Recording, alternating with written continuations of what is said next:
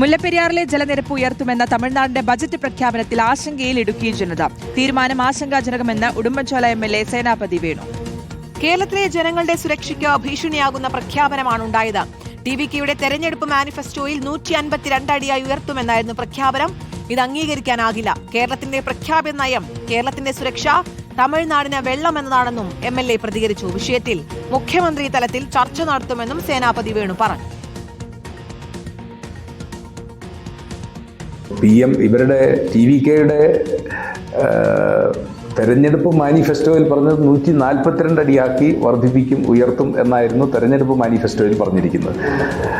152 അടി. അപ്പം ഇപ്പോൾ വീണ്ടും അവർ പറഞ്ഞിരിക്കുന്നു 142 അടിയിലേക്ക് ജലനിരപ്പ് ഉയർത്തും എന്നുള്ളതാണ്. അതെന്തായാലും കേരളത്തെ സംബന്ധിച്ചിടത്തോളം ആശങ്കാജനകമായ ഒന്നാണ്. ഇത് സുപ്രീം കോടതിയിലും അതോടൊപ്പം തന്നെ കേന്ദ്ര ഗവൺമെന്റിന്റെ ഒക്കെ പരിഗണനയിലിരിക്കുന്ന ഒരു കേസായതുകൊണ്ട് ഏകപക്ഷീയമായി ഡാമിൽ ജലനിരപ്പ് ഇങ്ങനെ 142 അടി ഉയർത്തും എന്നുള്ള തമിഴ്നാടിന്റെ പ്രഖ്യാപനം അത് കേരളത്തെ സംബന്ധിച്ചിടത്തോളം ആശങ്കാജനകമായ ഒരു കാര്യമാണ്. ഇക്കാര്യത്തിൽ മുഖ്യമന്ത്രി തലത്തിലുള്ള ചർച്ച അടിയന്തരമായി അല്ലെങ്കിൽ ഉടൻ ഉണ്ടാകും എന്നാണ് പ്രതീക്ഷിക്കുന്നത്.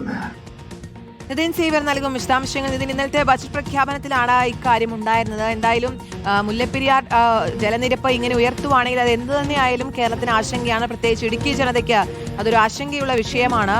ഇതിലിപ്പോൾ ഒരു ഇടപെടൽ ഉണ്ടാവുന്നത് എങ്ങനെയാണ്? ഈ സർക്കാർ തലത്തിലൊരു ചർച്ച അത് ഉടനടി പ്രതീക്ഷിക്കാമോ?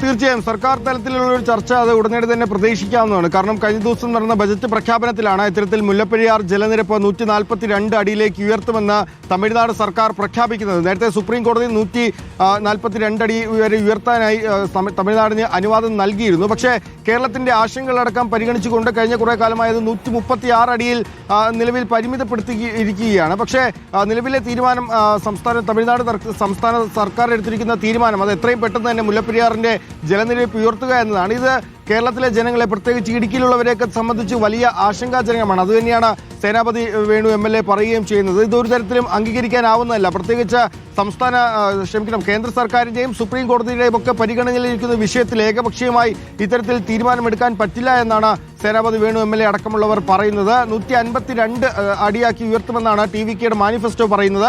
അതിന്റെ മുന്നൊരുക്കമായാണ് ഇത്തരത്തിൽ 142 അടിയിലേക്ക് എത്തിക്കുന്നത് എന്നാണ് സേനാപതി വേണു അടക്കമുള്ളവർ പറയുന്നത്. അപ്പോൾ ഇതൊരു തരത്തിലും അംഗീകരിക്കാൻ കഴിയാവുന്നതല്ല. കേരളത്തിന്